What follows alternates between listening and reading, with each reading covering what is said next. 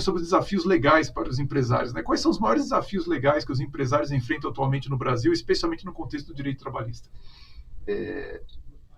Hoje, quando nós falamos do empresário, estar atualizado com todas as legislações Nossa, impossível. é um negócio incrível. Nosso país ele é uma fábrica de leis. Quando nós vamos para o direito do trabalho, não que eu tenha esse dinamismo todo, mas nós falamos de uma CLT que é de 1943. Ele é de 43? 43. É Getúlio Vargas. Getúlio Vargas, foi ele que trouxe a CLT, né? Aí nós tivemos uma reforma trabalhista em 2017 que trouxe inovações. Então, para o empresário, estar atualizado não é algo simples. Por quê? Eu falo da CLT, eu falo da reforma trabalhista, eu falo da negociação coletiva, que acontece todos os anos. Sim. Que o pessoal chama de dissídio. Dissídio é briga. Sim. Né? E, na verdade, não é. Uma negociação coletiva que traz lá o aumento, tem validade de 2 anos. Então, ela traz alterações provisórias, temporais, né? E temporárias nas relações de trabalho daquele setor. Então, saber tudo isso que muda é muito difícil. Imagino. Ele acaba tendo que acreditar no que vem da contabilidade. Nem sempre na contabilidade há uma pessoa capacitada, e não é uma... não estou falando mal. É uma crítica pontual à capacidade técnica. Perfeito. Eu entendo perfeitamente o que você está falando. Então, ele vem e ele faz uma orientação que nem sempre está correta. Hoje fiz uma reunião com o cliente, já planejando o próximo ano, que ele vai trocar de contabilidade, porque cometeu 2 erros significativos. É mesmo? Um que impactou economicamente e o outro que impactou... O dinheiro ele vai pagar, mas ele perdeu credibilidade com os trabalhadores. Nossa. Porque a contabilidade não pagou um direito que eles teriam por alguns meses e eles começaram a ser questionados. E o que deu a entender? Que eles tiraram isso, estava na convenção, e eles não atualizaram, que a empresa estava sendo desonesta. E foram falar isso em dezembro. Nossa. Então ele está migrando para o outro. Sérgio, olha, só para até reforçar ainda mais o que o Sérgio está falando, eu fui professor de liderança na Universidade do Unisescom, Universidade do Sindicato das Empresas de Contadores de São Paulo. E isso foi 2003, 2004, eu já não lembro muito bem. Mas eu lembro de uma capa da revista deles, que naquele ano, eles falaram assim, olha, no ano passado, a legislação ela tinha se alterado 134 mil vezes. Por quê? Porque nesse exato momento tem um vereador no interior de Arapiraca mudando uma lei ali da cidade, tem um governador alterando, o presidente, os senadores, deputados federais, estaduais e tudo mais. Então, quando você soma 5 mil câmaras de vereadores com 26 estados, câmaras legislativas e tal, mais governo federal, Distrito Federal e tudo mais, é todo esse bando de gente mudando legislação sem se dar conta de que isso impacta cada um dos negócios que existe no Brasil. Então, é impossível realmente você saber tudo, como você está dizendo. E eu vejo assim, a posição do contador em relação do advogado que é especialista, né, no direito, é que muitas vezes eu vejo que o contador, às vezes ele quer ser meio que que era aquele farmacêutico das antigas. Que você chegava para ele, estava ali e falava assim, olha, eu estou com uma gripe, não, toma aqui uma injeção, resolve e tal. Mas ele é o genérico, né, da solução, mas ele não tem toda aquela habilidade com as leis que um advogado atualizado tem, né? Então, neste momento, eu vejo que a sociedade, eu falo, a sociedade como um todo, ela precisa entrar no momento da cooperação. Sim. Onde eu reconheço no outro competências que eu não tenho, habilidades que eu não tenho. Certo. E que elas vão complementar aquilo que eu posso entregar. Então, eu tenho um escritório de contabilidade de alguns clientes que até faz o trabalho, é o que cuida do meu escritório, inclusive. E quando nós vamos para uma reunião, ele está aberto para uma conversa e para trazer o que é melhor. O que ele não sabe, ele não tenta convencer ou demonstrar conhecimento. Ele fala, eu vou fazer uma pesquisa, vamos marcar uma outra data, eu volto com esse resultado. Perfeito. Então, a ideia de que você tem que ter todas as respostas é uma ideia ultrapassada. Que é impossível mesmo, Sérgio. No escritório também, o cliente faz a consulta, eu falo, olha, inicialmente o caminho é esse, eu vou fazer uma pesquisa e a gente volta a conversar, porque pode ser que a convenção coletiva mudou. Pode ser que na noite anterior mudou alguma coisa, teve alguma alteração. Então, essa humildade de não ter todas as respostas, ela é fundamental hoje no mundo empresarial. Quer dizer, você tem que ter, inclusive, uma certa calma para poder realmente dar o tempo de você ler, de você se atualizar, porque se a legislação está mudando a cada minuto, você realmente pode estar desatualizado, porque você ficou algum tempo ali sem ler. Isso é uma curiosidade mesmo que eu tenho, Sérgio, como é que você equilibra esse seu papel, de você ser sócio de escritório de advocacia, mas ao mesmo tempo você também é empresário. Como é que você gere o conflito e como você aproveita as sinergias dessas duas coisas? Com o tempo, você desenvolve algumas habilidades e elas estão relacionadas muito mais a tentativas, erros e correções de rota. Eu imagino que sim. Então, sim. O equilibrar isso é, às vezes, comprometendo uma parte da sua vida pessoal. Sim. E, às vezes, você não tem tranquilidade com as pessoas que você deveria ter, porque você está sobrecarregado. Claro, entendo isso. Mas há uma sinergia.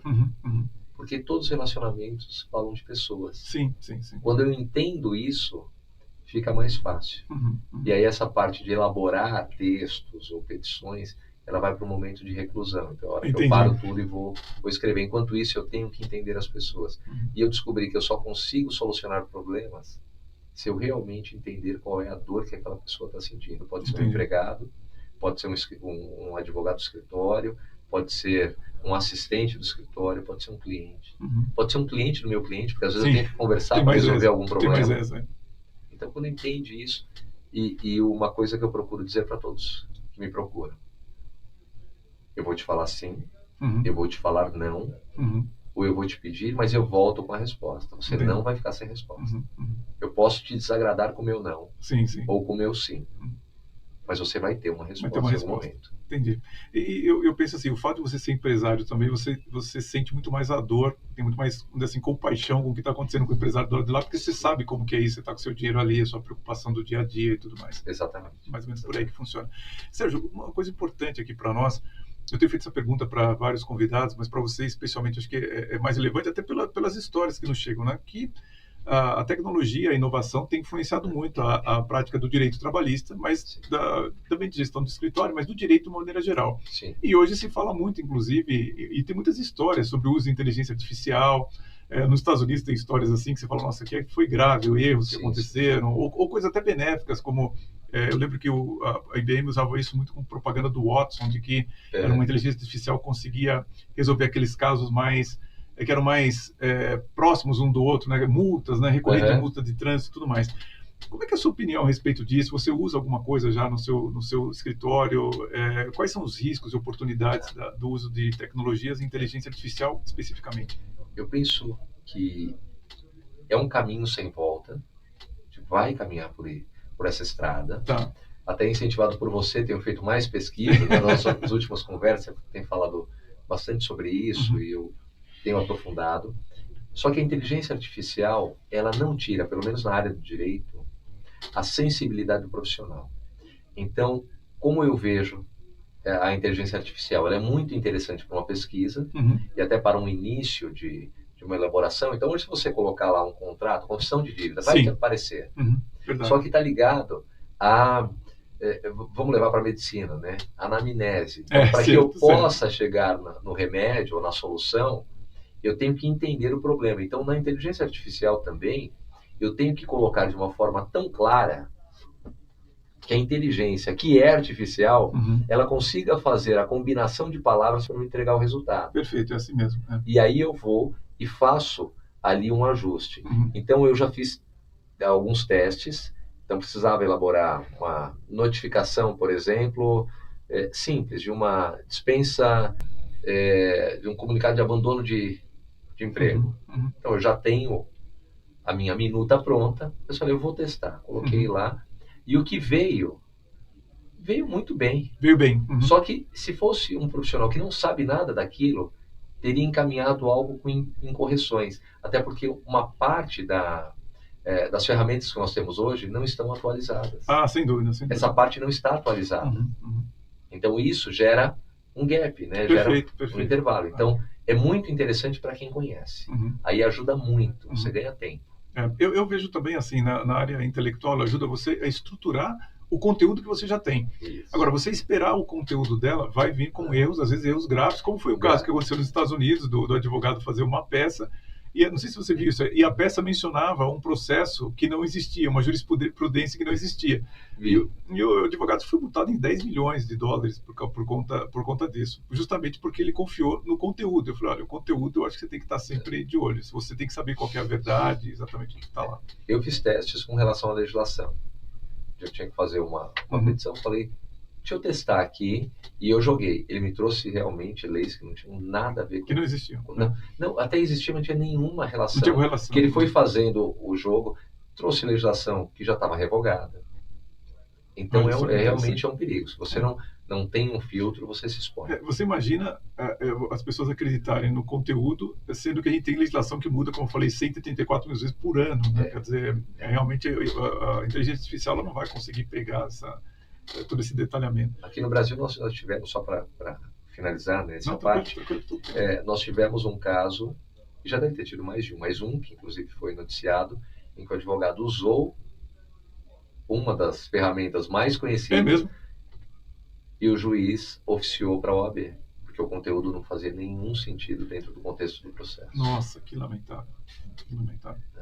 Então, quando eu falei do problema da Colonial Pipelines, no que diz respeito aos trabalhos intelectuais, esse é o maior problema. É a pessoa acreditar que a inteligência artificial consegue substituí-la.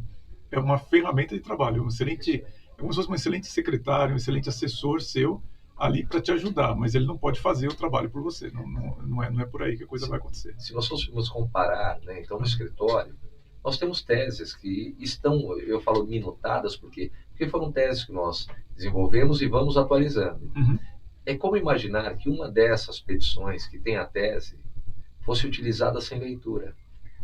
Você pega qualquer uma, vai ser totalmente desconexo. Uma pessoa que não entende, ela vai trocar o nome ali do cliente e vai fazer um protocolo e vai dar problema. Vai dar problema. Então, essa sensibilidade, o conhecimento sempre serão fundamentais. Não tem jeito. Isso daí, por mais que você use uma ferramenta, a sua inteligência tem que estar presente ali para poder conduzir o resultado que você deseja.